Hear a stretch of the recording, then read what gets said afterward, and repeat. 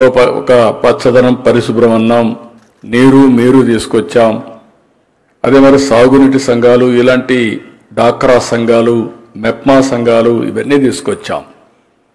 ఇక్కడ నేను చేసిన పనంతా మీరు ఒకసారి గుర్తుపెట్టుకోవాల్సింది, అందరినీ భాగస్వాములు చేసి ఒక పక్కన శక్తి ఉండే వ్యక్తులందరినీ కూడా తీసుకుని మీరు కూడా సహాయం చేసే విధంగా మనం ముందుకు పోయాం. పేదరిక నిర్మూలన అనేది కొత్త కాదు. ఎన్టీ రామారావు గారి సిద్ధాంతం. ఆయన ఒకే మాట చెప్పాడు. ఆయన ఆ రోజు చెప్పింది, సమాజమే దేవాలయం, ప్రజలే దేవుళ్ళని చెప్పినటువంటి వ్యక్తి నందమూరి తారక రామారావు గారు అని చెప్పి నేను మీకు తెలియజేస్తున్నా. ఆ తర్వాత నేను వచ్చిన తర్వాత కూడా మీరు ఒకసారి ఆలోచిస్తే, దగ్గర 25 సంవత్సరాల కంటే ముందే ఆ రోజు ఒక కార్యక్రమం తీసుకొచ్చాం, వెలుగు అని. ఆ వెలుగు కార్యక్రమం యొక్క ముఖ్యమైన ఉద్దేశం పేదరిక నిర్మూలన. అలాంటి అనేక కార్యక్రమాలు తీసుకొని మనం ముందుకు పోయాం. ఈ దేశంలో ఇంకొక పక్క మీరు గుర్తుపెట్టుకోవాల్సిన అవసరం ఉంది. పేదవాళ్ళ కోసం, కష్టపడేదాని కోసం చాలామంది శ్రమ చేశారు.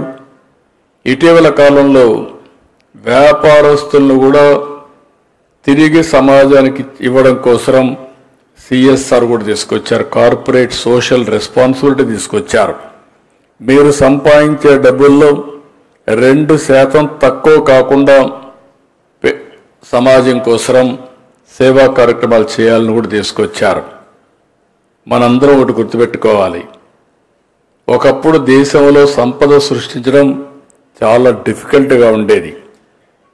ఎప్పుడైతే ఆర్థిక సంస్కరణలు వచ్చాయో, ఆర్థిక సంస్కరణల వల్ల సంపద సృష్టించడం చాలా సులభమైంది. పోటీ ప్రపంచం వచ్చింది. ఎవరైతే బ్రహ్మాండంగా పారిశ్రామికవేత్తలుగా, ఆంటర్ప్రెన్యూర్స్గా ఉంటారో వాళ్ళందరూ బ్రహ్మాండంగా సంపద సృష్టించడం మొదలుపెట్టారు. అయితే ఈ ప్రాసెస్లో మనం చూస్తే, ఇప్పుడు మీరు బయట నుంచి వచ్చారు, ఈరోజు మీరు చూసినప్పుడు మంచి రోడ్లు వచ్చాయి, మంచి విమానాశ్రయాలు వచ్చాయి, టెలికమ్యూనికేషన్ సెక్టర్ డెవలప్ అయింది. ఇంకొక పక్క అనేక రంగాల్లో అనేక అభివృద్ధి కార్యక్రమాలు చేస్తున్నాం. ప్రపంచంలోనే భారతదేశం నరేంద్ర మోడీ గారి నాయకత్వంలో 11వ స్థానంలో ఉన్న దేశం ఇప్పుడు 4వ స్థానానికి వచ్చాం. రాబోయే ఒక సంవత్సరంలో 3వ స్థానానికి వస్తాం. అంటే అమెరికా, చైనా తర్వాత భారతదేశం అగ్రస్థానంలో ఉందంటే అది మనందరికీ గర్వ కారణం అని చెప్పి కూడా నేను మీకు తెలియజేస్తున్నా. అయితే సంపద సృష్టించబడతా ఉంది. ఇంకొక పక్కన చూస్తే పేదవాళ్ళ సమస్యలు మీరు చూశారు. ఇప్పుడే మన కళ్ళ ముందర కనపడ్డారు. ఇంటర్మీడియట్ పాస్ అయింది అమ్మాయి, చిన్నప్పుడే పెళ్లి చేశారు. పెళ్లి చేస్తే దురదృష్టం, భర్త చనిపోవడం, అక్కడి నుంచి ఏం చేయాలనో దిక్కుదిలిన పరిస్థితి, తల్లి ఆధారం.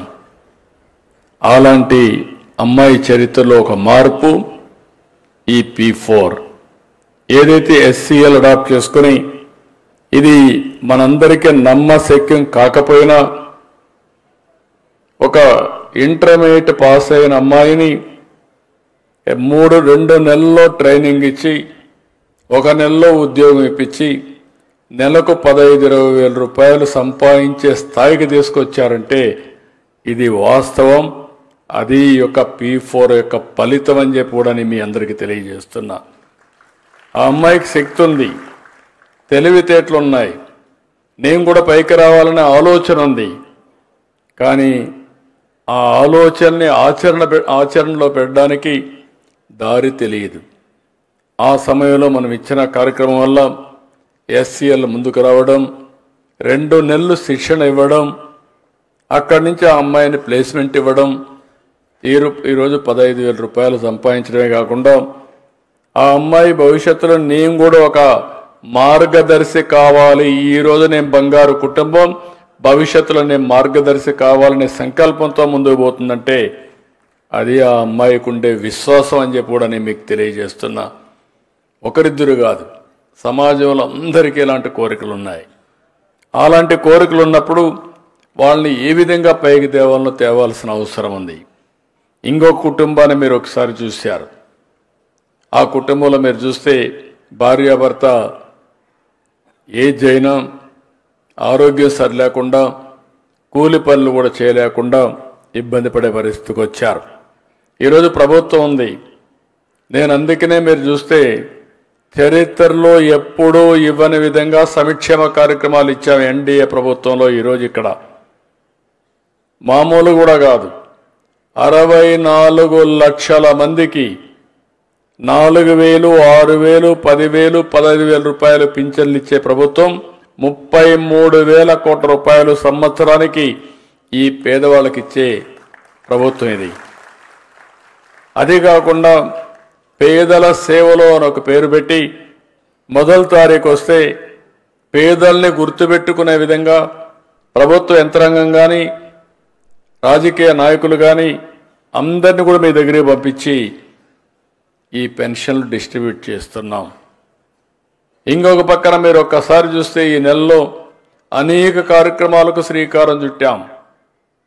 ఆగస్టు 1వ తారీఖున పెన్షన్ల పంపిణీ చేశాం.